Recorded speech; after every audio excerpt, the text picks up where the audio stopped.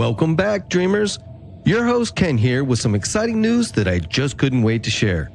Somewhere in Dreamland now has an amazing new merch store filled with custom Somewhere in Dreamland hoodies, t-shirts, coffee mugs, pint glasses, and much, much more.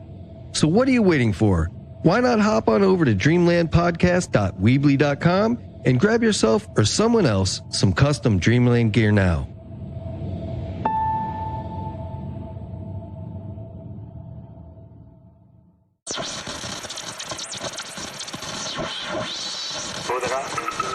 Danser avec moi.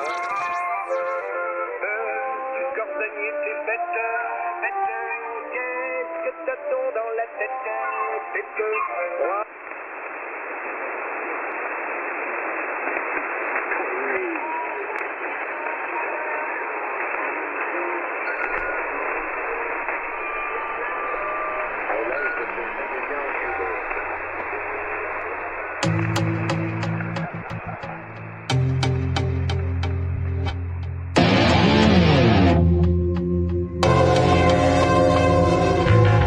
Welcome back, dreamers.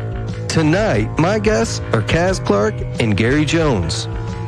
Caz is a first-hand witness to the greatest UFO cover-up of modern times, the Pentyrch incident that took place practically in her backyard one frigid night in February of 2016.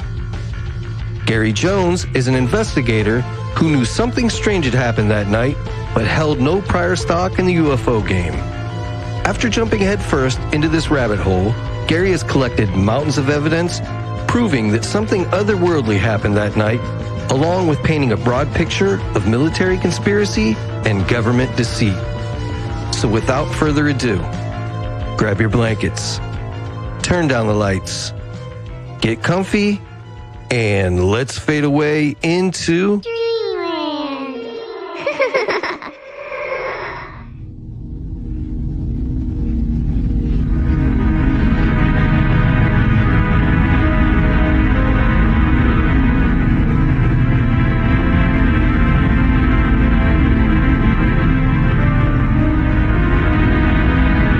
All right, everyone, I'm joined tonight with Caz Clarke and Gari Jones, and Caz has a pretty incredible story.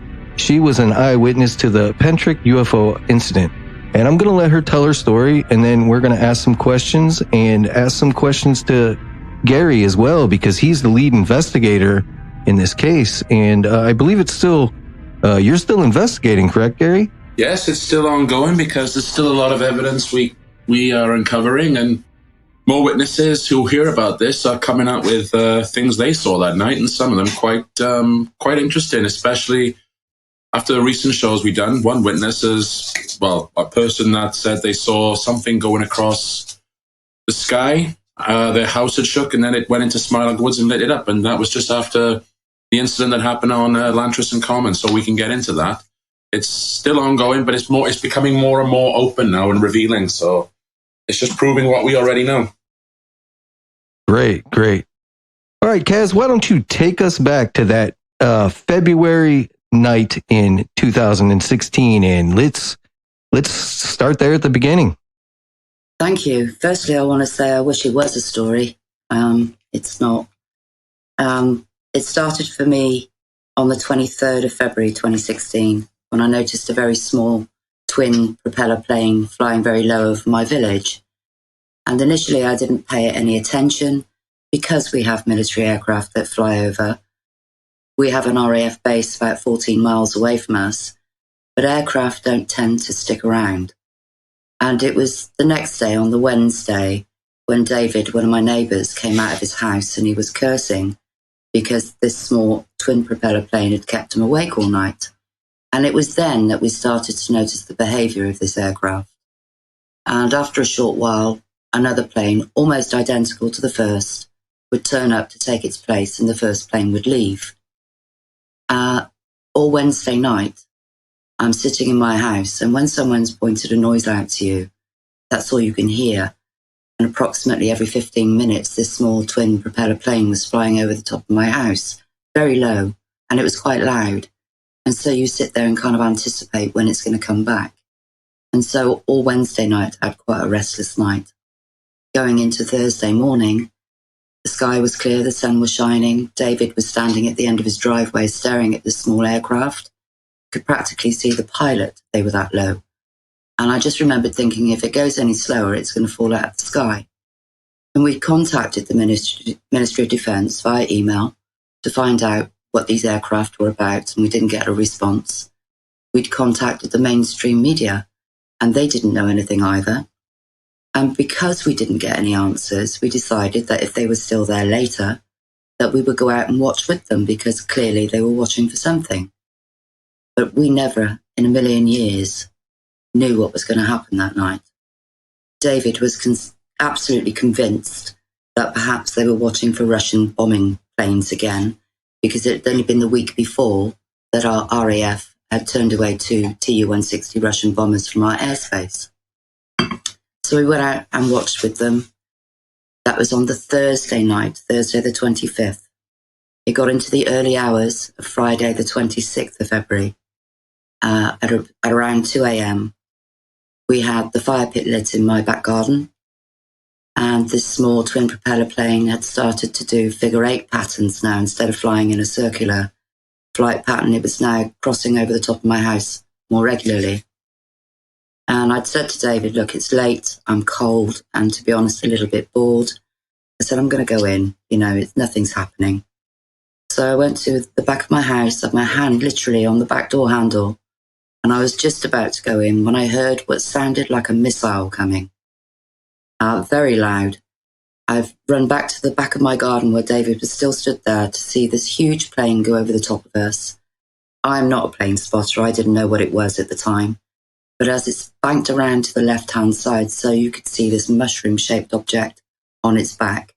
And David immediately exclaimed, that's an E3 Sentry plane, or as you know, an AWACS plane. And because this plane had turned up and had started to circle, not small circles, we estimated it took a few minutes just to go around once. Living in Pentyrch, we are in an elevated position on a mountain, so you can see in every direction but north, because that's where the actual peak of the mountain is. He suggested that perhaps it was taxiing for the airport, and the only airport around here that's large enough to accommodate a plane of that size would have been Cardiff International Airport, which is a civilian airport where you wouldn't expect to see an E3 Sentry plane. 7 times the plane circled, and on the 7th time it went around, one red light was visible high above the fields behind my house. Donna, one of my other neighbours, was watching with us that night. She'd gone into her house to make us all hot drinks. I'd called for her a couple of times and didn't get an answer. So I shouted for David to follow me, and we jumped over the small wire fence and ran to the 5-bar gate, which is about 30 seconds away from my house, that overlooks the farmland that ebbs away from you for miles. Get an unobstructed view as to what was going on. One red light, then there were 3 red lights. This light didn't split. There was 1 red light and then 2 followed it. So it was a triangle formation in the sky, high above the fields behind my house. It turned out to be the very pinnacle of a huge pyramid craft. The leading set of 6 lights on the near side edge were brighter than the rest, but they seemed to have smaller red lights in between them. It came in point first and was turning very, very slowly anti-clockwise, and as it did so, it came down in a pendulum motion.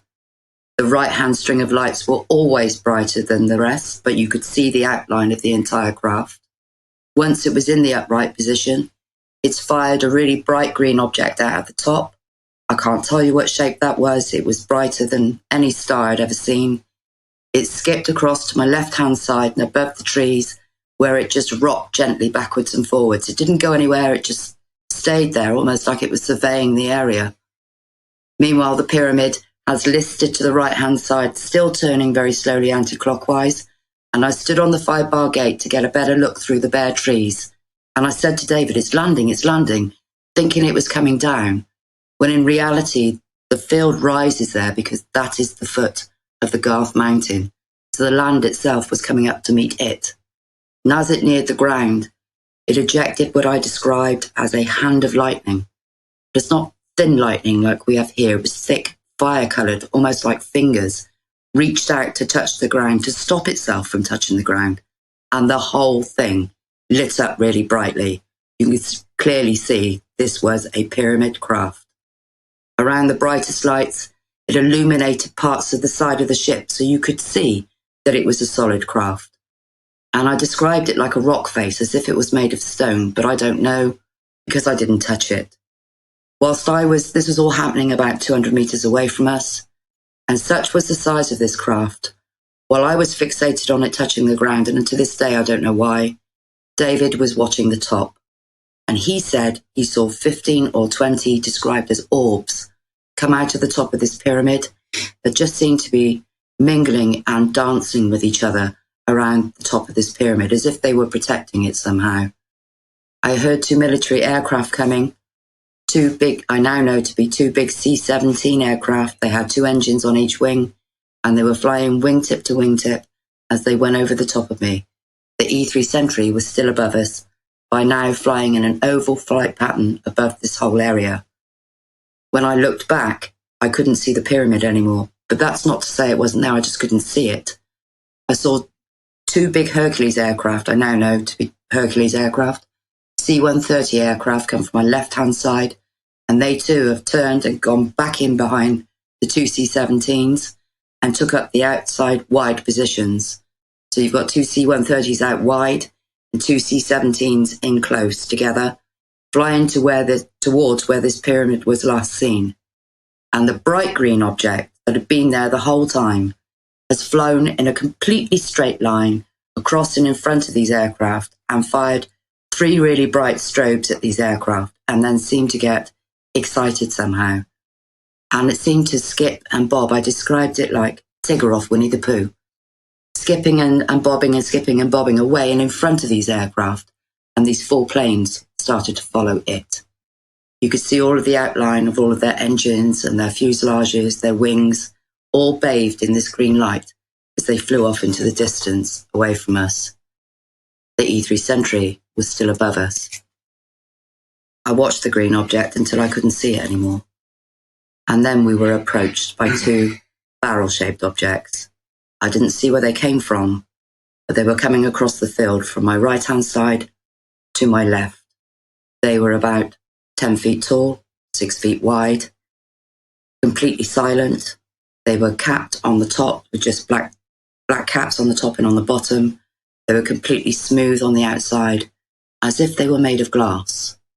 And one of them has stopped above the hedge, about 20 feet up, 20 to 30 feet away from me. And I stared at it just for a few seconds because I wanted to see. I wanted the details, and I could see all of the insides moving.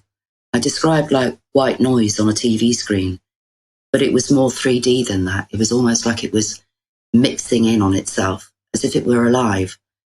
And then I looked to see where the second one was, and that hadn't stopped.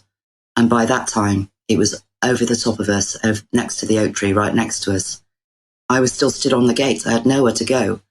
And the only thing I could think to do was to wave. And that's exactly what I did do. Both of these objects were red in colour, tail light red. The object above me changed from tail light red to a traffic light green colour, and I could see even clearer the insides moving.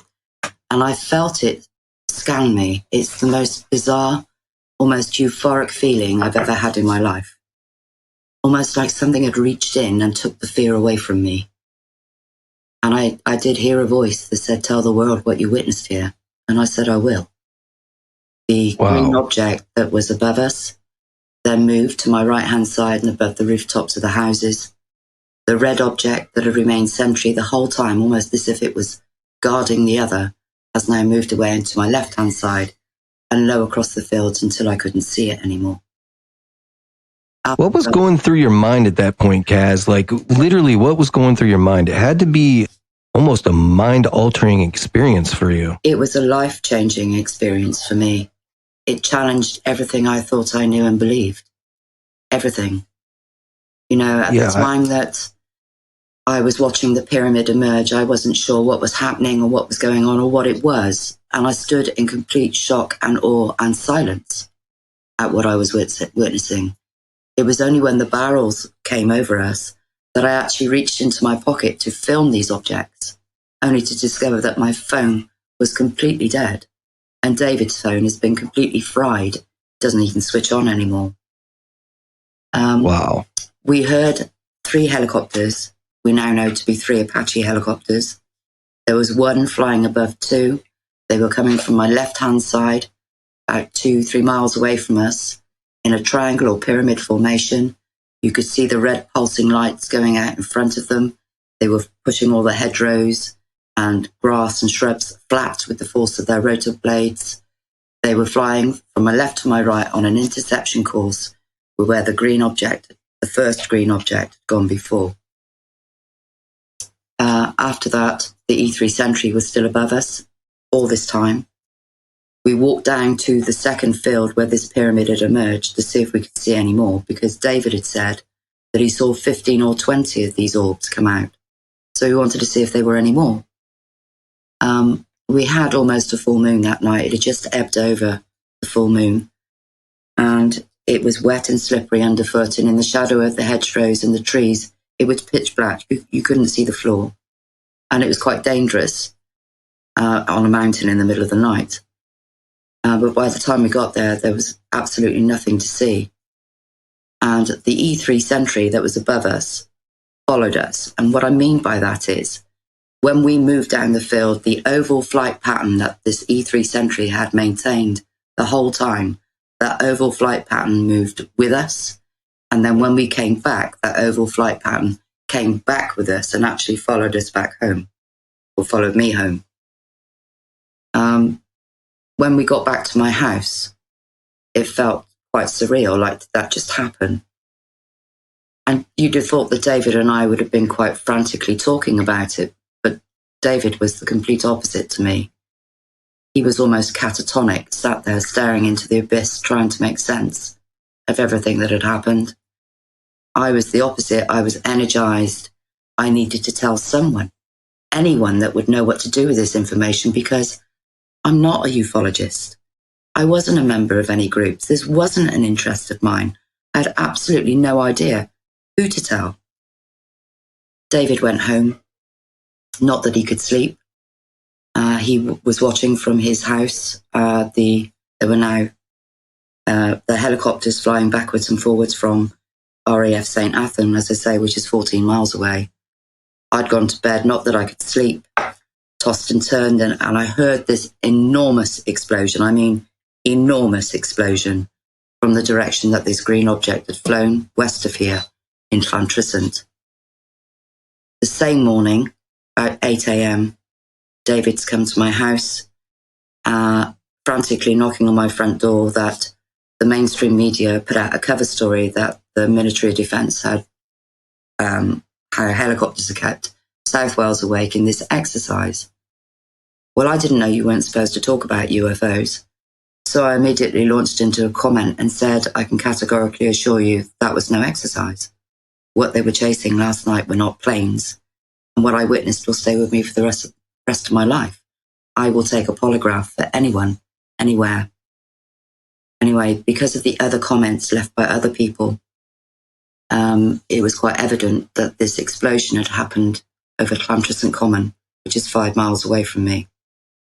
And I wanted to know what had happened to this green object. So we'd gone out to Llantrisant Common, and all of the metal that had been on the common for years, an old bike and bits of old car and that type of thing, every scrap of metal had been picked up and neatly stacked along the roadside. It was quite clear that some kind of meticulous metal search had gone on in the early hours of the morning. We stopped and I spoke to 2 people walking their dog there to ask if they'd witnessed anything from the night before. And they told us how the first explosion was an air explosion. And the second one sounded like something had hit the ground in Smilog Woods.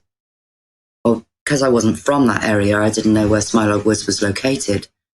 And I felt quite small when they pointed to an enormous wooded hill that rises behind the Royal Glamorgan Hospital. So we immediately went to Smilog Woods I wanted to find the impact crater. And because I knew the trajectory of the green object, I know from which direction it had come, we roughly knew where to start looking. Because Smilog Woods is enormous, and it would take a team of people an entire day to probably search half of it, let alone the whole thing.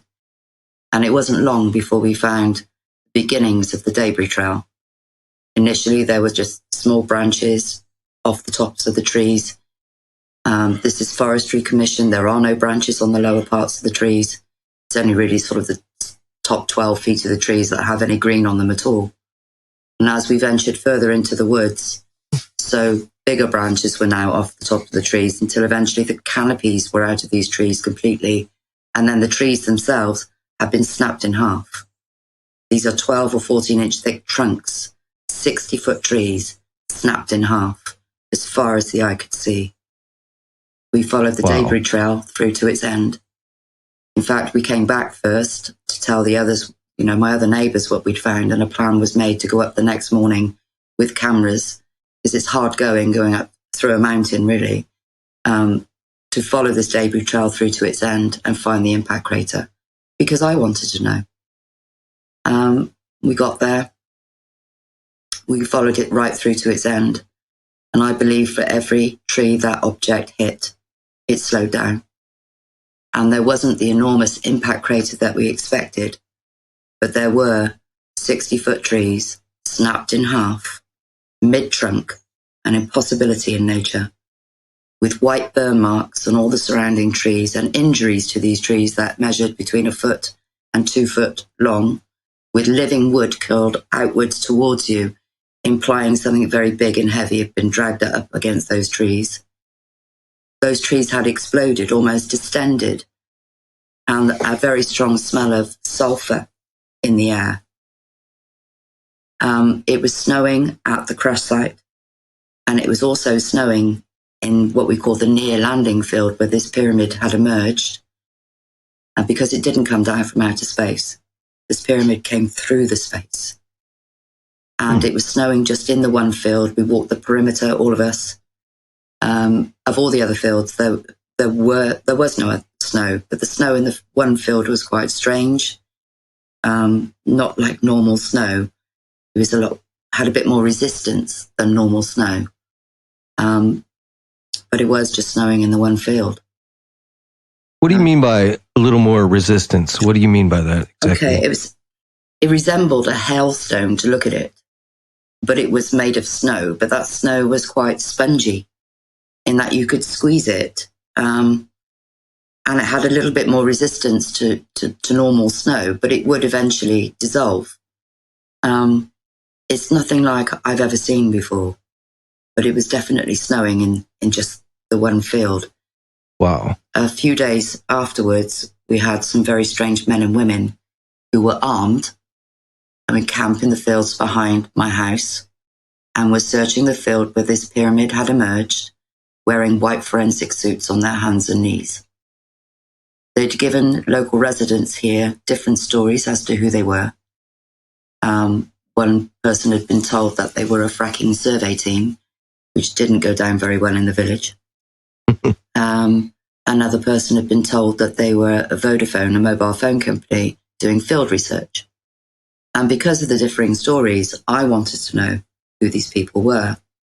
So Plus, they were armed, right? They were armed, yes. They were. That's pretty strange for either of those two scenarios, right? It's pretty strange for Great Britain because we don't have guns here. And if they do carry guns on any kind of exercise, they would have the yellow caps in the end to imply that they were carrying blanks. But a friend of mine, Stephen, had come to my house. I didn't want to go over on my own. And we took my small dog under the guise of taking my dog for a walk. And as we approached the gate, we were approached, or there were two soldiers walking towards us in full digital camouflage, carrying real guns, no yellow caps in the end of their guns. The one gentleman told us in quite an Etonian middle-class English accent, we're doing a military exercise down in the fields if you see anything funny going on. Okay. So I said, you need guns for that, do you? And his response was, yes, we do. And they just marched on. Wow. We walked down into the field where they were camped. And initially we started to walk around the outside of the field. And I said to Stephen, look, I want to get closer. So we cut across the field, and an enormous dog that I now know to be some kind of pit bull type of breed has charged out of one of the tents where I could see two men, one seated and one standing. And I asked Stephen to pick up my little dog because I didn't want her to get bitten. And this pit bull type dog has started to circle us. And I shouted to the men that I could see in camp, put your dog on a lead. This is nearly lambing season. The farmer's got a shotgun and he's not afraid to use it. And I had a response, kind of, what? So that was my in. So Stephen and I have walked up the middle of their camp. I took some photographs of their campsite as I did so. And without the few photographs that we got, there'd be no evidence to say that they were ever there. And the one gentleman that was seated was in his 60s, had silver hair in a DA type style with gold rimmed half moon glasses. He was operating what appeared to be a laptop, but it wasn't a laptop. It was about 1.5 times the length of a laptop. It was in a metal case, and he used 2 hands to close the lid as we approached. I asked them who they were. They responded with asking who I was, and I said I'm a local resident. So I asked the question again, who are you? And they told me that they were Vodafone doing field research. So within 10 minutes, we've been told 2 different stories. They were either doing a military exercise in case of an emergency situation, or they were Vodafone. With that, I've come back to my house. Donna, one of my other neighbours, has come out. Not content with the answers that we'd got, she'd taken my dog out for a second time and gone further down and witnessed them searching the fields wearing forensic suits using ground-penetrating radar. They had miniature satellite dishes, the only way to describe them, and next to these laptop-type devices, they were operating one in the field.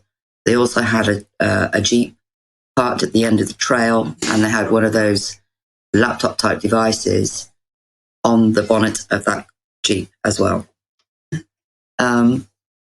They acted very strangely whenever anybody would walk past them. They would stand up and stop what they were doing, and they would all stare at you until you were out of sight, which was quite spooky because it resembled a really weird cult 60s movie. We decided between us that we would go out.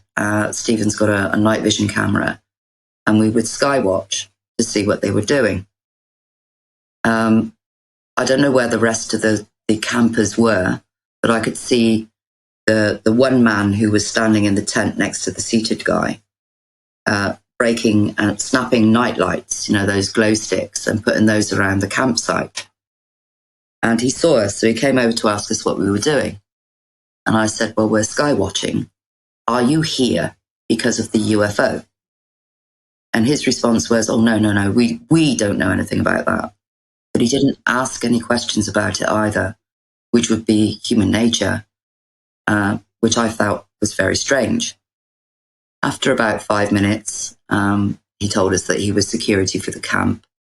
The rest of the campers returned. I don't know where they were, whether they'd been out being debriefed somewhere. And he'd opened the gate to let all their jeeps and vans and things through, and then returned to the campsite with the rest of the campers. And came back to us a few minutes later and said, will you be here for long? And I said, well, we'll be here for as long as the sky is clear. He said, well, my commanding officer is not going to like that. And I'd looked at my friends and said, I didn't know Vodafone had a commanding officer, and we all laughed.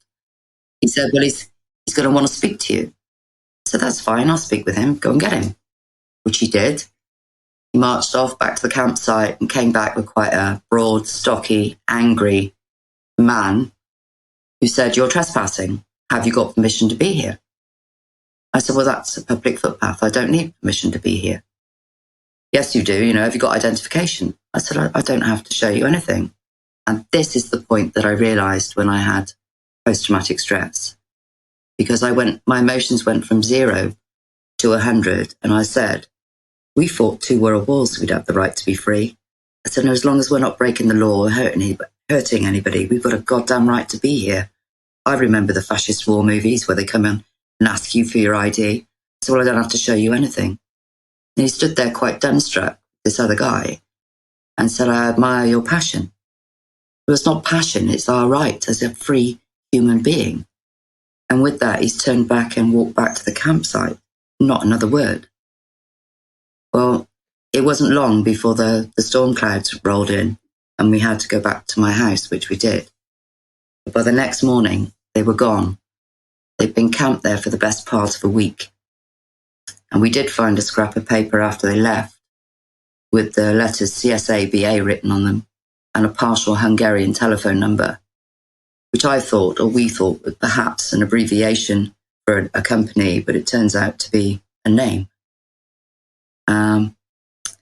We believe that they were triangulating a satellite into that area to either monitor for the frequency that we know the military are monitoring, to be able to know when these craft are going to, quote, appear, and to be able to track them. And from there, I didn't say anything about it. I was contacted by the mainstream media because of my comments regarding the military action that night. And I was interrogated. Foolishly, I thought that perhaps they wanted the real story, but they were quick-fire questions, who had I spoken to about this? How had I spoken to them? Was it telephone, text message, chat box, email? The questioning was quick-fired, didn't give me time to think, and I don't intimidate easily, but when I got off the phone, I was physically shaking. I didn't really speak about it. A few people had an interest in the case and had contacted me via my Facebook page, and I'd showed them the site and where it had happened. But I was also contacted by a person that told me they had an interest in the case, and it turned out to be a military person that asked me what it was I wanted, and I said, well, I don't want anything for myself. And it was then that I realised how vulnerable I was. And they made threats against me and my family. That wasn't I worried about what was going to happen to me and my family. And, accidents happen all the time. And perhaps I'd have a fatal car accident. And after that, I didn't speak to anyone about it for a full 20 months, not until Gari Jones was able to find me. Wow. I'll tell you, Caz, that is an incredible story. And I'll tell you what, man, I commend you for your badassery. You are a badass, and I love that about you. I love it. It's awesome, man. So many people are so easily intimidated, or they just don't want to believe it, or they go with the flow of things. And I appreciate that you are like, oh, hell no. I love it. I love that you stood up to them. And if they hadn't threatened my children, I probably wouldn't have said anything. But when the threats were extended to my family, that's when I knew I had to do something. Because if I'd remained silent, no one would have known anything. And if anything, God forbid, had happened to my children, I'd have felt responsible. So that was what really set the fire under me to go forward, to tell people to inform people what happened here. Because I think we have a right to know. I mean, it kind of backfired on them initially. Really, it kind of backfired on them. Absolutely, it did. Well played. Thank you. Gari Jones has done a fantastic investigation. After the initial sighting, the same morning I tried to contact a UFO group, and because I'm in Wales, I contacted the Welsh UFO network. I didn't know who to speak to. And what I didn't realise at the time was that it was just a one-man band, a Mr. Lee Thomas, and he was absolutely dying of the flu and wasn't doing any investigations. He said that if I was serious, I should speak to Richard D. Hall.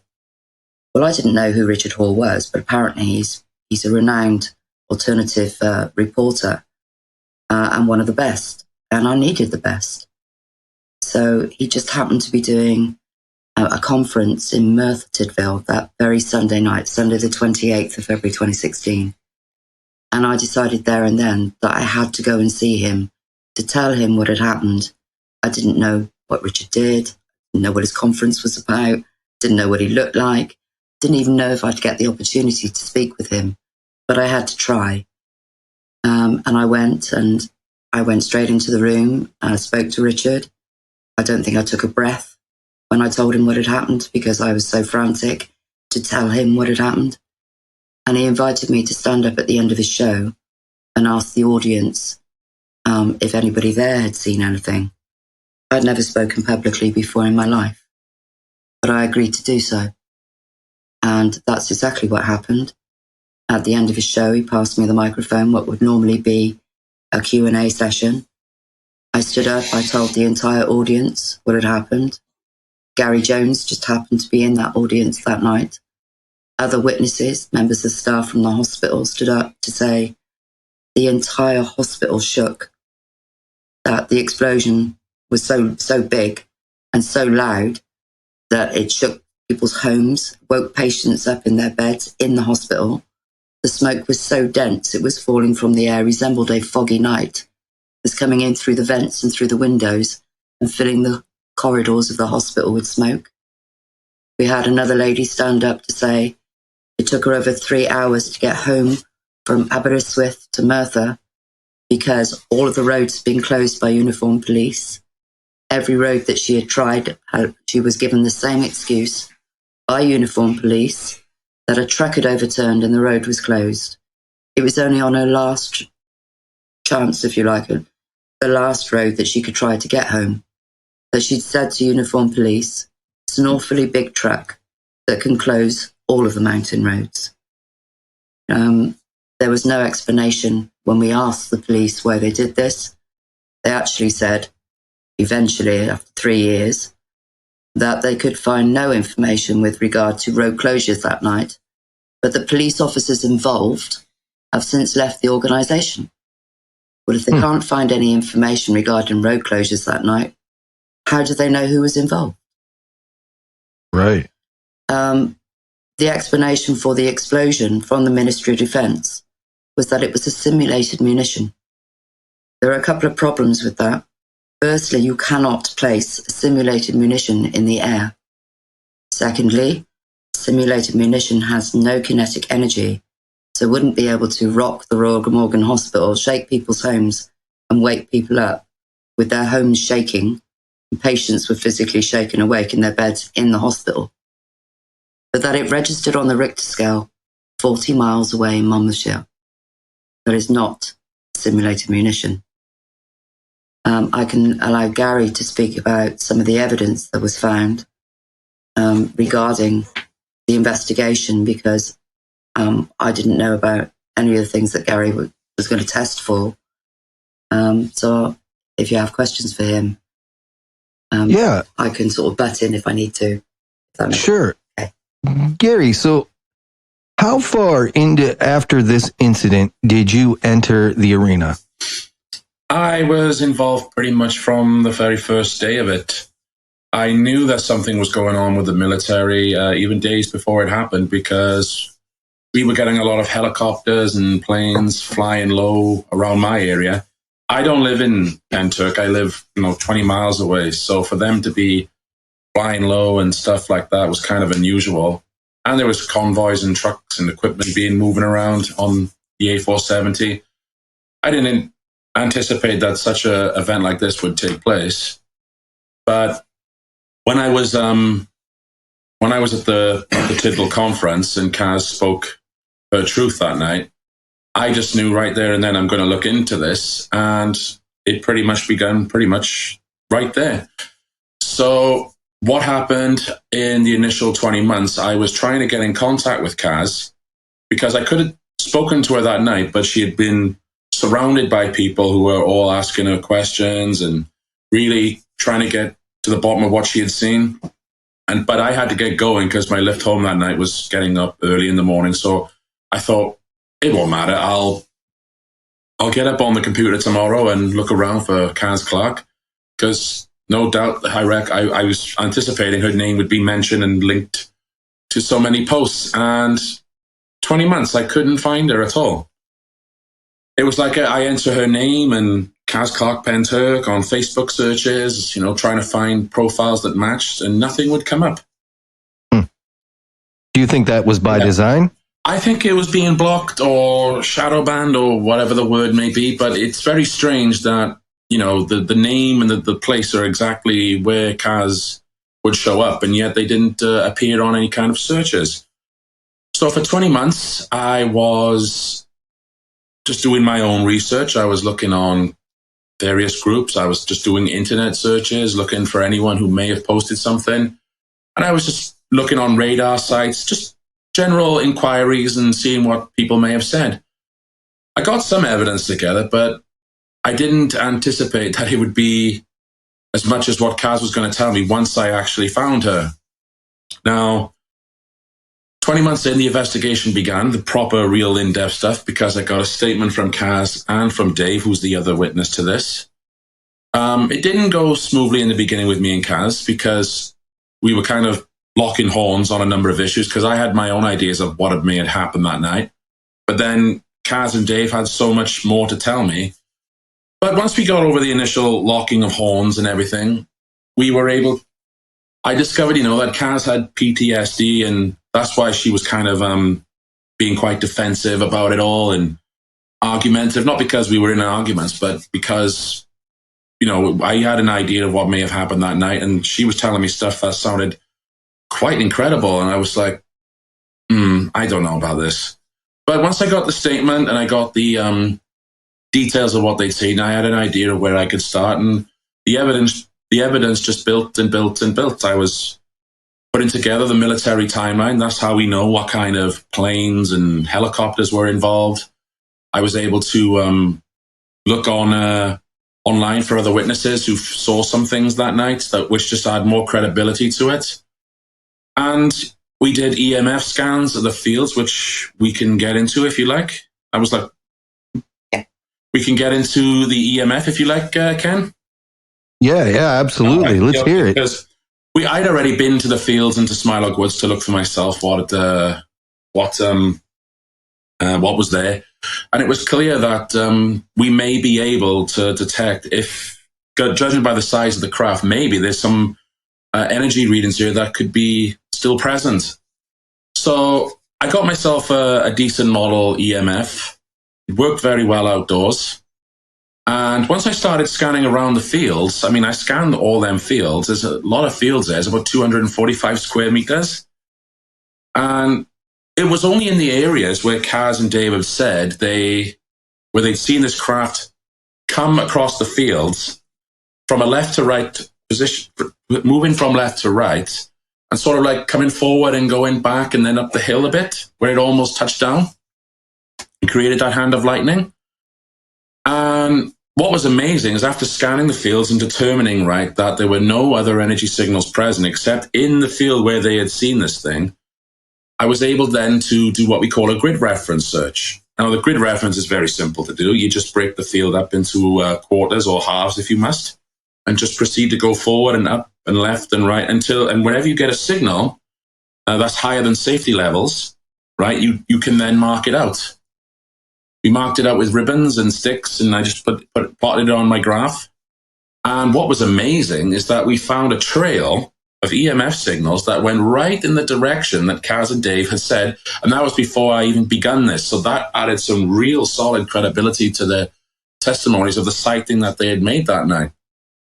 Now, what was also more incredible is when we got into the area, I dubbed it the bald patch, because when you actually look at the area where Caz said this hand of lightning came out, the grass, the flowers, the foliage, it looked irradiated, it looked dead, it looked lifeless. It was like something had taken the life out of it, taken the life out of the plants.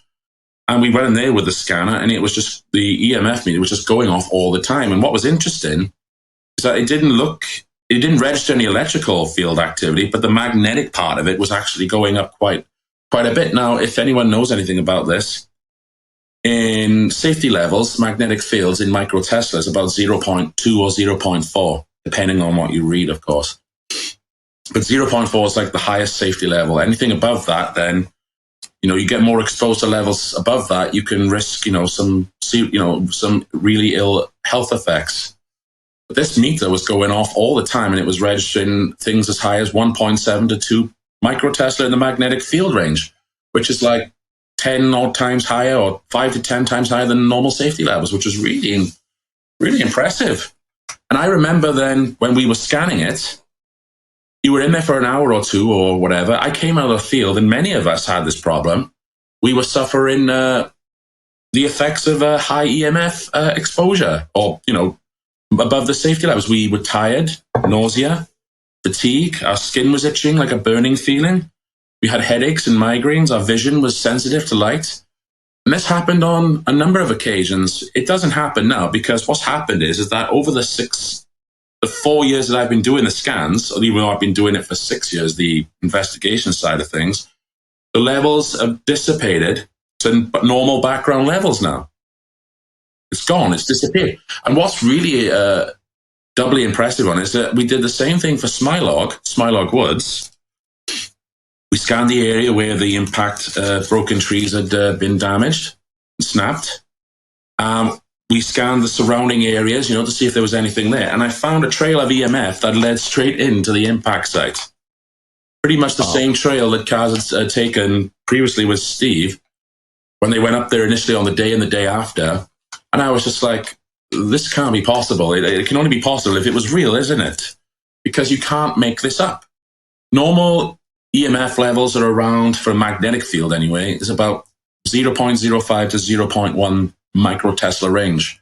These were going up as high as 0.5 to 0.6, so not as high as the fields of Pentyrch, but still registering above safety levels, which is something that didn't make any sense. The only way it could make sense is if, as Caz has already stated, this explosion was caused by one of these green objects being fired upon by our own military. And since then, I've had it confirmed with a seismic reading, because I put in a Freedom of Information request to the British Geological Survey team. Were there any anomalous readings for that week? Can you send me the graph? And when I looked at the time I wanted to check, on the 26th of February, there was an anomalous signal there that registered at 4:21 a.m. And that was about the time people were posting online, what on earth was that loud explosion? That came from an Apache helicopter, which actually had to make an emergency landing just 10, 15 minutes or so after the initial explosion, with cockpit fires and engine failure, generator failure, it said. The cockpit was on fire and there was a lot of smoke coming out of it. And how I know all this with the Apache and with the military is that people in this country are military enthusiasts, like train spotters and plane spotters. These people look at the military aircraft, and they're able to log every day what comes in, what goes out, where they go. So that's how I was able to put together this military timeline, which tells us what vehicles were involved and where they were at any given place. And amazingly, even after the explosion and the Apache has landed, a Chinook helicopter came in and took off into Lantriston from St. Athens, RAF St. Athens, and made a few trips back and forth, being followed by 2 Apache helicopters. And Dave, the other witness, he was watching this from his house. And he said the one Chinook helicopter had something underneath it, like he was carrying something underneath, cargo of some kind, which we now feel strongly is the craft that they shot down. It's the only thing that makes any logical sense. And what was supporting that is that it's not just in Smilog where you had the trail of EMF and in the broken tree area. There's a bit of an open road as you come around the corner. There's a bit of open space there. And there was a trail that led, there was a few EMF signals on down by there. And I was like, well, where's this coming from? Why is that there? I thought maybe they've picked up this object and placed it on the road here for the helicopter to come in and airlift it away. That's the only thing I could come up with. And I thought that made a lot of sense. And as I've said now, we've had people come forward with the hospital shaking. People come forward saying that they've seen something being going into Smilog Woods and lighting up all of Smilog Woods just after the explosion. So this just confirms everything that I've been able to put together. And since then, the cases, we've tested our EMS with other EMF meters. We've made sure with the British Geological Survey that that there was no natural materials that were in the ground that could have maybe given off any magnetic field readings. That could have been a false positive. Yeah. And Caz has also done a polygraph test with a group called Local PI, And the examiner's name is Catherine Austin, I believe. Gari Austin, yes. She's one of the leading forensic examiners in the country who works with the government and actually trains other people in government to do these things. So she is really, you know, at the top of her game. She tested Caz, who Caz paid for it herself, wasn't cheap, and she passed 3 times. She passed 3 times, you know, and that was amazing because it just added more weight to her testimony and more credibility to the case. What was also interesting, I guess Caz can talk about this, is you discovered that you had some signal coming from your derma waves, didn't you? Yeah, my actual body's resonance has changed. And I think it nearly killed me. And it started off as small things to begin with, like suddenly becoming allergic to a vitamin tablet I've taken my entire life, and then suddenly realizing that I'm anaphylactic when I wasn't before, until it culminated on New Year's Eve 2016 going into 2017. I nearly died. And I think that was the transition of my body accepting this new signal that's inside of me. And I didn't know about it until I took the polygraph examinations. And it actually came out on the polygraph that I have this constant and unchanging signal inside of my body. And my examiner, Gari Austin, had never seen anything like it before in her life. She actually played, because it was on a computer. I mean, the Lafayette 5000 is the most up-to-date, state-of-the-art equipment used anywhere in the world. You know, it's used by the US police. It's used by the state and federal Canadian governments, and it's used by our governments. I wanted the best examiner available. In fact, I tried the best one in Europe first. And after I spoke with him, he actually implied that he would fail me before he even tested me. He told me, Caz, you're not going to get the answers you're looking for. And I thought that was outrageous, that they actually threatened to fail me. But I do have this signal inside of me. It's a little bit scary. I'm at the moment, trying to find some scientists that can monitor this frequency to see exactly what it is.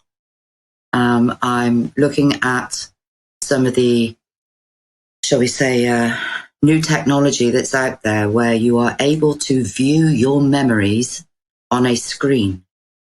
And there is a few scientists that are doing this at the moment. It's actually done through MRI scanning that taps into the memory part of your brain where you can see your memories, not in a video necessarily, but as still shots. It's actually working. It's still very grainy, but if I can participate in that, I don't know what the cost would be, but people would be able to see what it was I saw. I wanted people to know I told the truth. I was not mistaken. This was a pyramid. You know, the Forestry Commission lied about why the trees were felled in Smilog Woods, because they felled all of the damaged trees all from this debris trail. And initially they told us it was larch disease, which would have been a reasonable explanation if I'd not known what had happened. And we looked at their management strategy for all of the plant health notices that had ever been issued in Wales for larch disease, and there had never been one placed on Smilog Woods. And that was from their own mouths. They also felled the trees in December and January, which actually circumvented their own biosecurity, because there's no way to tell if a defoliated tree has larch disease or not, and they're not allowed to fell trees in the wintertime for that reason. So again, they broke their own rules when they did that. They're also supposed to do a sanitised felling, which they also didn't do. There was a place called Lickey Hills in Birmingham in England that really did have larch disease, and they performed a sanitised felling, and they turned this beautiful woodland walk into a desert, barren wasteland in 1 week. Every tree stump was removed, every branch, every twig was gone. They put up warning signs to say, please wash your shoes, your bike wheels and your dog paws so as not to spread this pathogen off site. But in Smilog Woods, they didn't do that. There was no sanitised felling. There were no warning signs, and their actions didn't speak of it being larch disease to this day. So why did they fell those trees in Smilog Woods? It wasn't because of larch disease, it was because they were damaged. We believe, through the evidence, that they fired a missile upon that craft, hence the smoke falling from the air, and hence the air explosion. It also explains the meticulous metal search conducted that night. When we asked the Ministry of Defence why they did that, we were told Section 26, not in the public interest. The small aircraft that was here for 3 days with its partner plane, for 3 days and 3 nights before the event, had actually left this area at the time that the pyramid had emerged and went to Smilog Woods and was circling the Smilog Woods location, and not just anywhere in Smilog Woods, but the exact crash site at Smilog Woods. Not to mention that they were there for almost 2 full days scanning the air before this actual event happened. Is that correct? That's right, yes. So it's almost like they knew something was going to happen and they were waiting for it or looking for it. Oh, yes, they knew it was coming. Without a shadow of a doubt, they knew it was coming. I think it was Ross Coulthard, the very prestigious Australian journalist, that was kind enough to tell the world about the frequency that our government and the US government and others have been monitoring for the best part of 30 years to know when these craft are going to appear. Not come down from outer space, actually appear and be able to track them using this frequency. The frequency is monitored using the satellites beam that information directly to the E3 sentries. The one that was here was from NATO. And then the E3 sentries communicate with the small reconnaissance and surveillance aircraft that home in and pinpoint where this frequency is actually coming from. So yes, they knew. Those reconnaissance and surveillance aircraft first went to Exmoor in the south of England, and then over to Plymouth, which is the southwest of England, and then came to Pentyrch, where they stayed for 3 days and 3 nights continuously. They didn't leave the airspace unwatched for a single minute. They didn't go and then another aircraft would turn up. They would wait for the other aircraft and then they would leave. And that went on continuously for 3 days and 3 nights. They seem to have changed their MO a little bit now, in that they seem to be using fast jets to intercept these UFOs. But what they did that night was to set an ambush for it. We had over 20 military gunships, helicopter gunships, all in the air, all at the same time. C-17s, C-130s, 2 E-3 Sentry planes, as I said, one from NATO, fast jets, not including a J-2 lifter that they had on standby, and the Chinook helicopters that were flying sorties backwards and forwards from St. Athan to Smilog Woods, being escorted by 2 Apache gunships at that point, because the third one had to do an emergency landing just 10 minutes, I believe, after the initial air explosion. I mean, the kinetic wave from that explosion was so great that it set the car alarms off in the neighbouring villages, not just in Llantrisant, in the neighbouring villages. This was no small bang. This was a huge explosion that shook people's homes from miles away. How many people have come forward to date saying that they've witnessed this, or even the explosions? How many witnesses do you guys have? There are quite a few witnesses. I know of 3 primary witnesses that saw the craft. We have a witness in Bettis and Bridgend that saw a cluster of green lights being pursued by military jets and helicopters.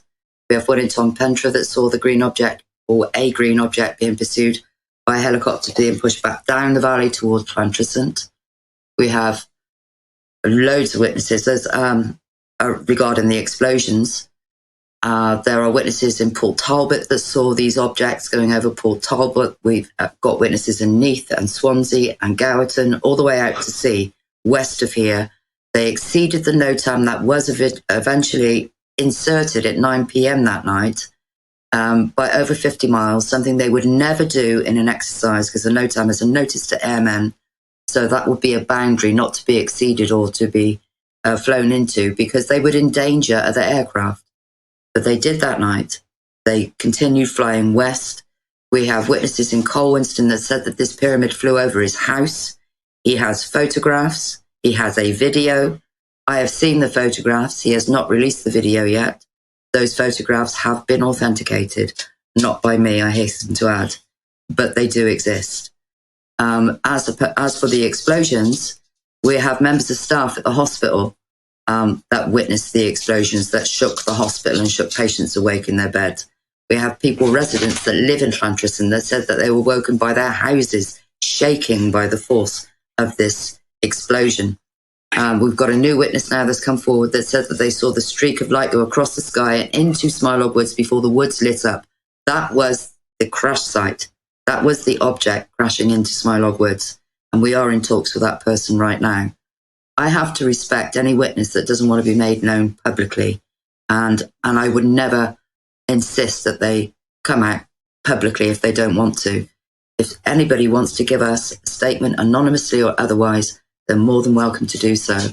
But there were hundreds of people that phoned the police that night. Hundreds of people. Didn't know what was going on, did they? Nobody knew anything. No, local government didn't know anything. You know, as for the people that camped in the fields here who said that they were Vodafone, I asked Gary to contact the local government and ask if there'd been any planning permission for a change of use of the land, because any privately owned company, including Vodafone, would have had to apply for planning permission to have had the campsite. No planning permission was granted for 2 years before or after the event. There was no permission for the military to close Smilog Woods and all the footpaths and all the roads. They closed the M4 motorway, which is the equivalent of one of your huge highways over there, and turned off the CCTV cameras for that stretch of motorway that night. They were back on again the next morning. You know, there is so much evidence of absence, shall we say, that the Ministry of Defence actually denied the knowledge of having any knowledge of the aircraft that were here before the event. It actually took the RAF 38 months to actually admit that those aircraft were ever here, and we had a Section 26 not in the public interest. We asked who the people were that were camped in the fields here. The Ministry of Defence told us they held no record within the scope of our request and held no information.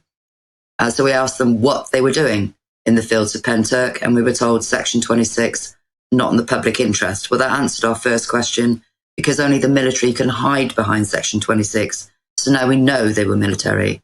But I believe it's very much in the public interest. What they did that night appalled me. If they were hostile, we would not be here. I would not be here. But they did not extend any hand of friendship, no attempt to communicate with them whatsoever. They set an ambush for them, they pursued them, and they shot them down without mercy. And they're doing this without our knowledge and without our consent. And that's an extremely dangerous thing to do. This planet belongs to all of us, not just the military. And we should have a public debate on this subject before it's too late. I think it's silly that they take over in what they would call our best interest when it's really almost always just their best interest, you know? Well, they always talk about a public interest test. Well, let's have a public interest test and put it to the vote. Because they talk about that an awful lot, but nobody's asked the public if they want to know. Very true. And that's the point. I should mention also, done a lot of looking into the military and how they operate naturally, you know, in normal operations. This is something that so many people keep saying, it's just an exercise, it's just an exercise. Well, first of all, since a number of these interviews and videos have gone public now and people are talking about it, the one thing they always say, the people who've actually served in the RAF and the MOD or been in the military, you don't conduct an exercise, especially with assets that go into the air, like helicopters and planes, over a public living space. You know, you don't do it over villages or communities or anything, because there's the risk that you could have an accident and it could cause a lot of damage and people could die. They have plenty of land to conduct their military exercises. We got Senny Bridge not too far away from here. That's more than enough space they'll ever need. Many, many hundreds of thousands of hectares. Well, it's big enough, let's just say that.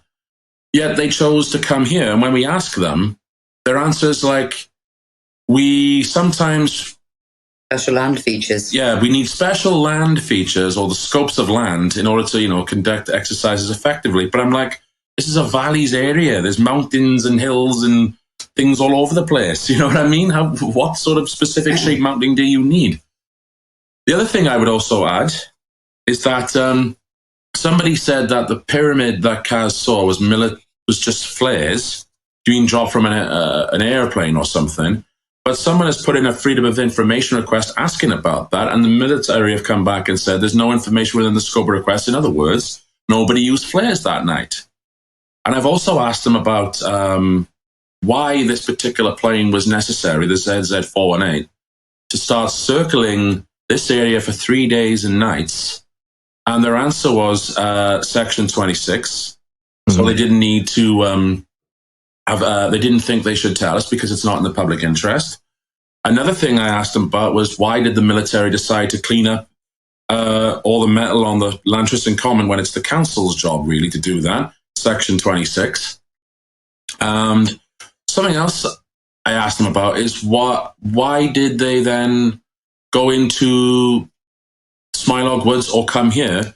And again, they say their answer is always mostly Section 26. So they're not denying that the military didn't come here for an exercise. They're just using Section 26 as a means to get around it.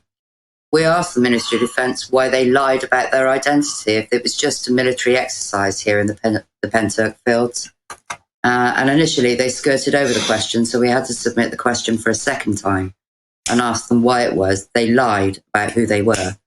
And again, we were given Section 26, not in the public interest. Well, I think it's very much in the public interest that there are armed personnel behind my house where mine and my neighbours' children play with no explanation. There was no military exercise listed for the planes that were here for 3 days and 3 nights. There was no NOTAM listed or ever issued for the planes that were here for 3 days and 3 nights before the event. There was no military exercise listed for the men and women that came and searched the fields using ground-penetrating radar, wearing forensic suits that were armed after the event. What reason would they have to lie? And the answer is this. If it was just a military exercise, they would say it was a military exercise. And again, not in the public interest. Because they lied about their identity, this means this was a covert operation.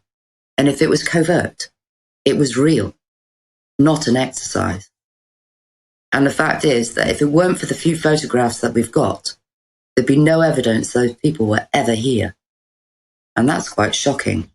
I've seen some of these photographs and such myself. And me looking at this, it sounds like you guys have a pretty clear-cut case. You've made a really good paper trail, and really the only way around that is for them to say, what is it, Section 26 or whatever. And you've got a mountain of evidence. Now, as far as the photographs and things like that, is there any place where a central hub where people can go and check these photographs out themselves? I've actually been excluded from using them. Would you believe? Gary and I had a meeting with a member of Parliament in Wales, and I do have copies of the photographs. We asked for the originals to be sent to us for authentication. The member of Parliament asked for those original photographs to be sent so they could be authenticated by them, so that Gary and I could take this to government to ask questions. And the group that has them have actually refused to give us the original photographs, even though they have had them authenticated. From original, we got permission as well. Yeah, I do have copies. I may repost those copies on my Facebook page, and I'll probably put them on the website as well, because I have a website called thepentyrchincident.com. Please get the spelling right. There seems to be some fake sites out there. If you come across a site that's in my name or is spelled Pentyrch rather than Pentyrch, that's asking for donations, that's not my page. We do not ask for donations. We actually offer services on the website for anyone that may have had an experience that's having trouble dealing with it. I mean, I had post-traumatic stress and I had no one to speak to about it. So we offer counselling services by professionals for free. We have doctors on there that can do hypnotic regression if someone needs that. That service is there for free. We actually wrote a book. It's not a story. It's a presentation of the evidence of the Freedom of Information requests, including all of their reference numbers. So that's part of the public record for anyone to see. Of all the lies and the contradictions that we've been told. I don't know if it's possible to read a small excerpt from the book. Oh, yeah, absolutely. Okay. I'll read you my final word at the end of the book. And it says, hundreds of people called the police on that fateful night to complain about the helicopters hovering low over their homes. These are in the early hours of the morning. Multiple witnesses complained about the aircraft noise from well outside the NOTAM area, up to 50 miles away. Hundreds of people heard and experienced the enormous explosions.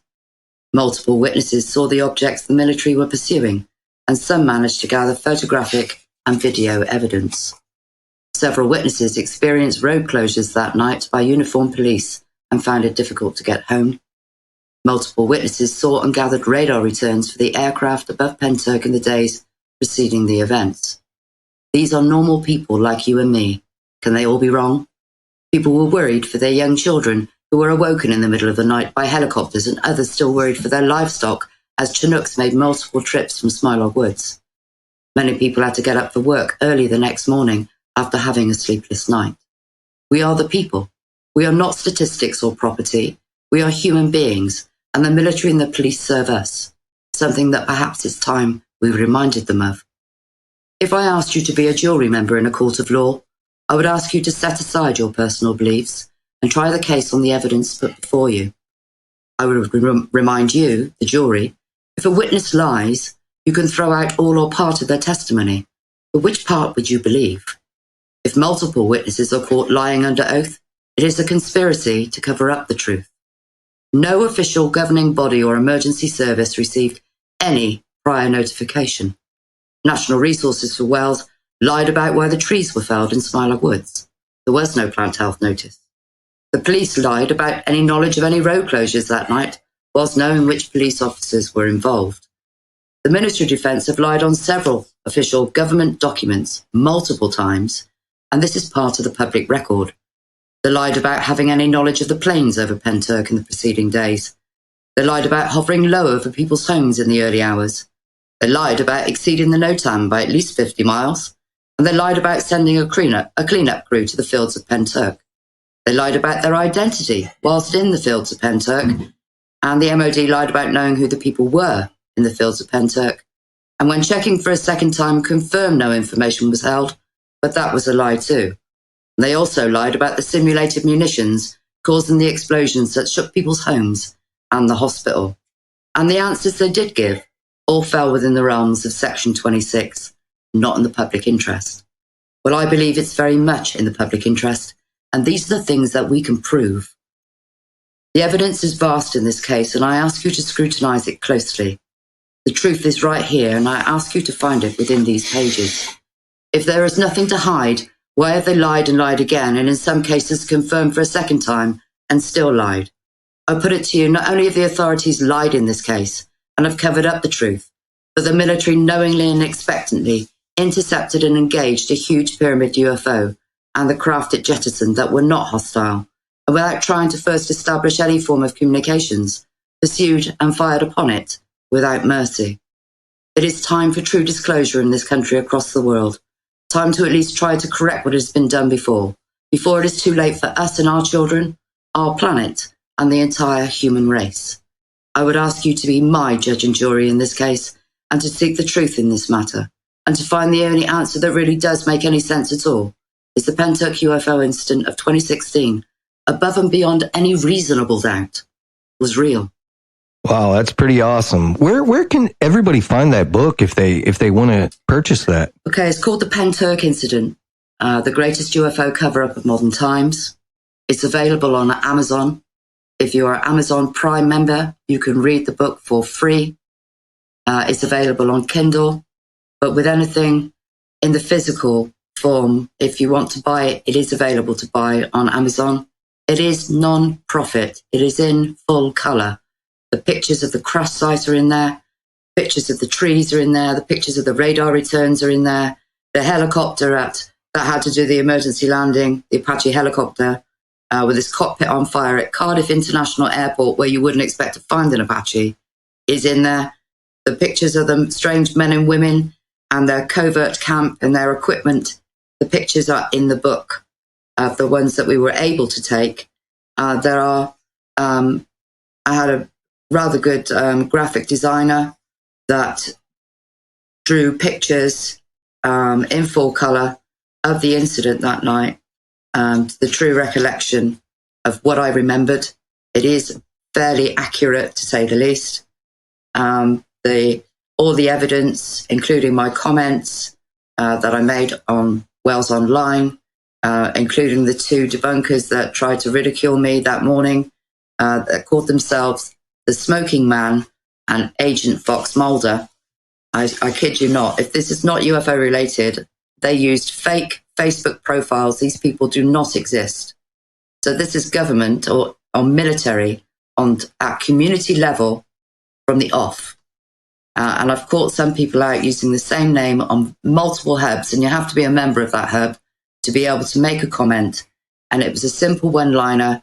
It was a military exercise with no follow-up, no explanation, before the mainstream media even knew that it was a military exercise. If this was an exercise, everyone would have known, and no one did.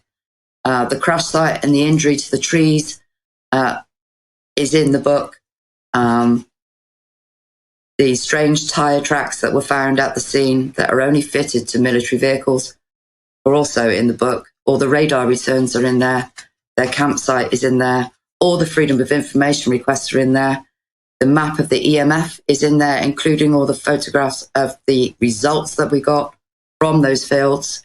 And they are way above safety levels.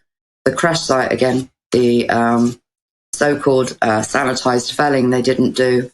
Their own management strategy meeting for plant health notices and their forestry felling rules are all in there. The seismograph is in there. Just everything, all of their freedom of information. And this is their words, not mine. These are their words. How they've lied and tried to cover up everything from the off, including my polygraph certificate is in there. And also, Gary found this out, which I thought was extremely interesting, is that all of the major UFO sightings, not just in this country, but across the world, have all happened on ley lines, or where ley lines converge, as if they're using these energy points as conduits to be able to come into our dimension. I did not believe in UFOs. I didn't dismiss the idea that perhaps we weren't alone, but it wasn't part of my life. I did not believe in portals or stargates. If somebody had said that to me, I'd have probably laughed them out the end of my street. But after what I saw, I absolutely know they've been lying to us. I know the truth. On our 4th year anniversary, the MOD actually turned up at Gary and mine presentations, and they told me to my face that they know. And I said, I know they know because I was there. I saw them.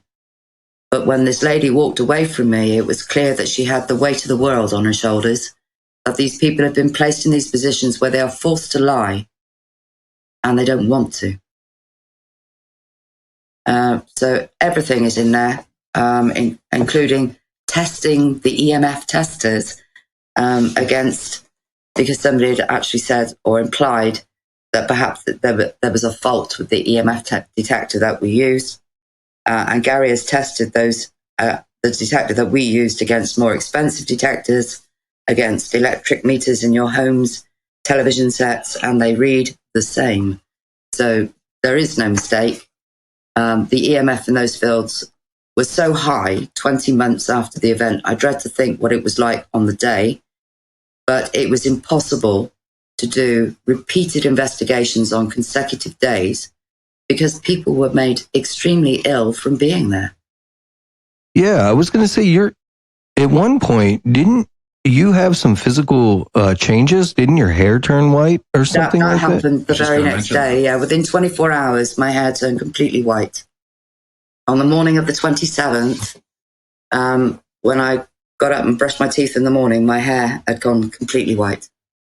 Wow. I bet you were like, what in the hell is going on? Yeah. That was the day that we'd planned to go up to follow the debris trail through to its end, to find the impact crater. So I was quite excited to go and do that. So my hair being white, I quite liked it, to be frank, to be honest with you. But it was a bit of a shock, yes, to say the least. And it is visible. My hair is visible in the crash site video that we have in our presentations. You can see my hair is completely white.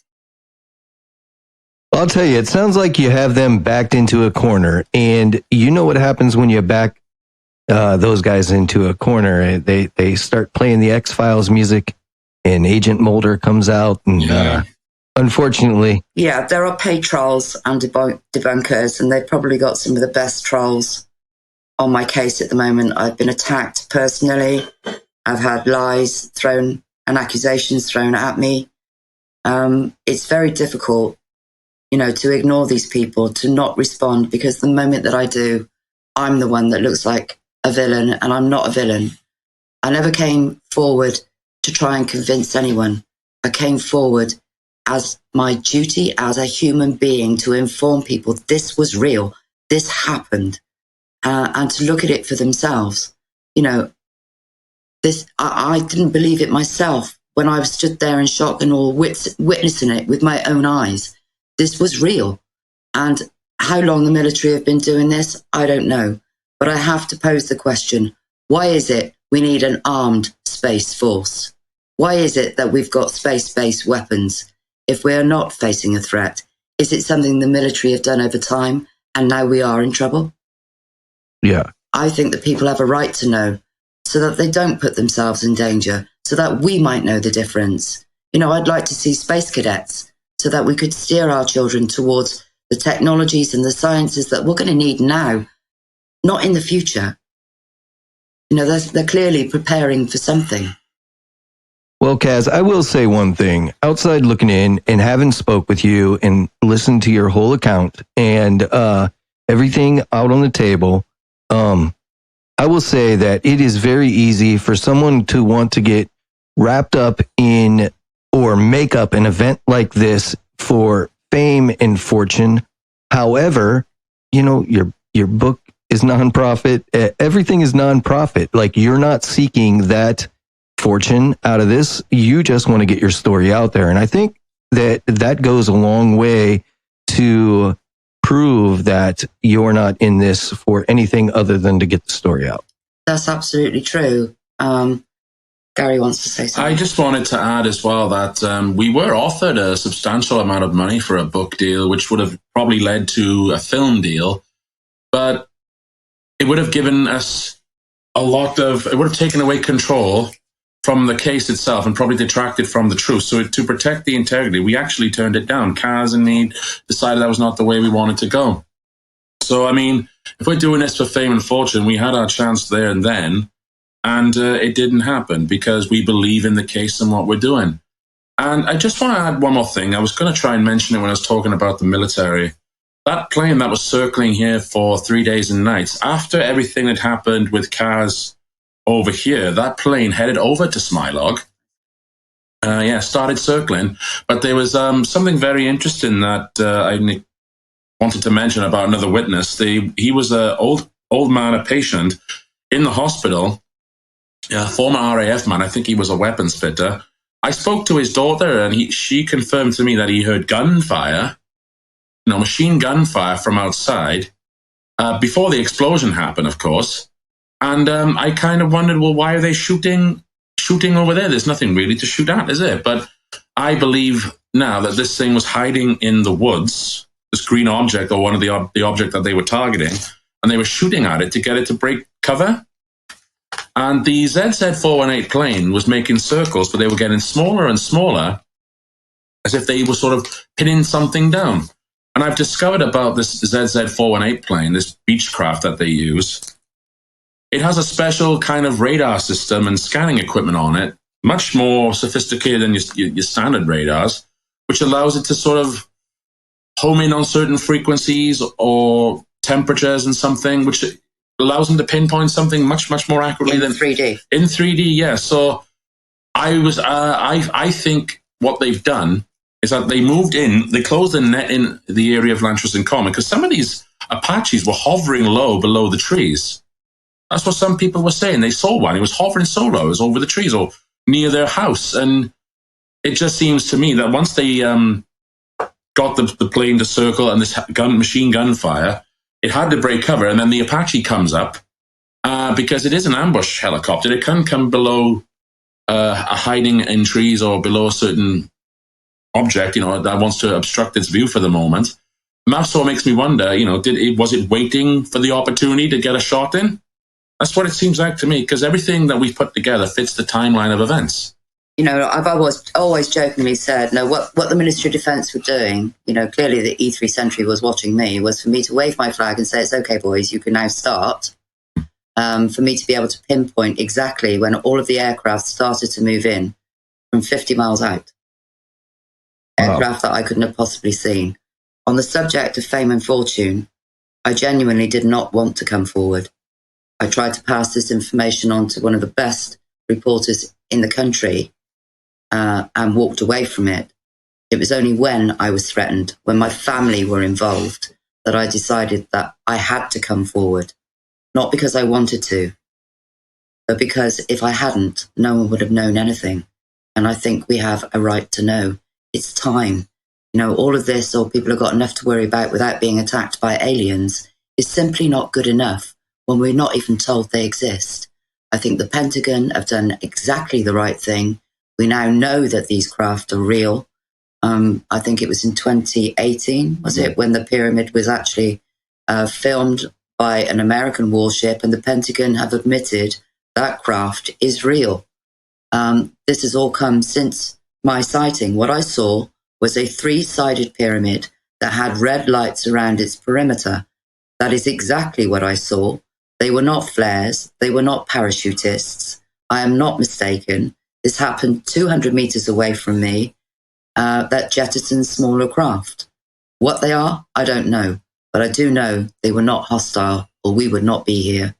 Well, I'll tell you what, it's an incredible account, and I mean, to me, it's pretty clear cut. You guys have done a great job at laying everything out, putting the timeline there, and I don't think it could have been done any better. I really don't. I think that you guys have done a great job at that, and the amount of detail in your story is really incredible, and I feel like that's something that is hard to make up if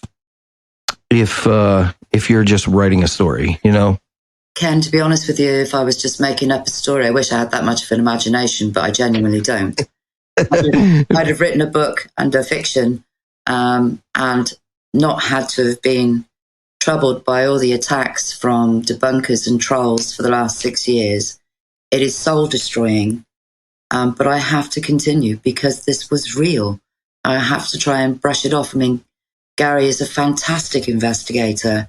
He's used to these people. This is all new to me. This alternative world I didn't even know existed. And now I've been thrown in the deep end. I want people to know. Judge me, please. Please look at the evidence. This was not a military exercise. Some of the trolls have said, this was Exercise Chameleon. Exercise Chameleon was for the week before this event in Durham, in the north of England, 310 miles away. There was no mention of South Wales, no mention of low-level flying, let alone at night over a residential area. The MOD's own rules state they are not allowed to carry live ammunition over a residential area, let alone use it. But they did that night. What happened that night was on the spur of the moment, shall we say. All military exercises have a commencement date. There was no commencement date. They inserted that no time at 9 p.m. that night, just hours before the event. And as I said, I jokingly said they were waiting for me to say, it's okay, boys, you can start now. Yeah, I should also point out that on the 24th, I found the 24th of February, 2 days before, there was some stories online of people in, I think it was Pentyrch or something. It's just more down to the east coast of Wales where the 7 bridges, what we call the Prince Charles Bridge now, I believe. They were complaining about these helicopters, complaining about the low fly, complaining about the noise, because they were buzzing around, making a lot of people unhappy and feeling uneasy. And yet there was no mention that it was an exercise then. So if it was announced ahead of time, why is it that they don't mention it in their reports? That's just, it wasn't an exercise. Everything that we see leads to believe not a military exercise. They came armed and ready. Do you want to read what you wrote? Okay, what we got? It comes from here. In conclusion, your conclusion in the book. I think he's going to read his conclusion in the book. Okay. So that. All right, yeah, it's just something I wrote by here. In conclusion, nothing about the official explanation makes sense in this case. Not one office seemed to have any paperwork or digital record of this exercise. Fire service did not know. The hospital did not know. Local government did not know. The mainstream media did not know. Residents of Pentyrch and Lantriston did not know. No one knew anything because this was not an exercise. This was a real-life event, and thanks to Caz Clarke, who stood tall throughout all the investigation publicly, we've been able to prove the police, the news outlets, and the military have conspired to cover up the truth. Yeah, I'll tell you, it's one hell of a case, and it is super interesting. And I'm glad that you guys have, Caz, I'm glad that you have stood tall through this whole thing. And Gary, I'm glad that you've done the investigative work that you've done. I feel like those two things together have really backed people into a corner, and there's nothing they can do other than make you look crazy. Yeah. Yeah, that's still to come, I think. I think as the case grows, what we're finding now is that people are searching, like scraping the bottom of a barrel for any kind of silly excuse or to explain away the things that we've uncovered. Because what I do with my own investigations is I think, well, how would a debunker or a troll look at this? You know, what explanation could they come up with? You know, and I take it away from them by asking the question first, because you have to be, you have to show discernment, and you have to be scrutinizing everything. But amazingly, as we go forward, more people are coming out by themselves who we didn't know before, confirming what we already know, but they're just confirming it with their own witness statements. So how can we make this up if other people are confirming it? Right. Every piece of evidence that we have found has been checked and double checked, which is why I haven't come forward personally with the copies of the photographs that I have, because I need to be able to authenticate those photographs. And until I can, I won't accept them. Because I appreciate that. Everything has to be checked and double checked. Every piece of evidence we have is in the words of the officials and the lies and contradictions they've told us. And in some cases, you know, it's taken us 3 years to get an answer from a Freedom of Information request where they are expected to answer within 20 days, not 3 years.